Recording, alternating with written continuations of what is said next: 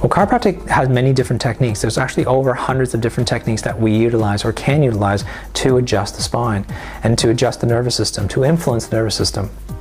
Some of them are with our hands. Most of the time is using our hands, and some of them are using instruments. And that allows us to adjust and modify and allow us to enhance the nervous system to allow it to function to the best of their abilities.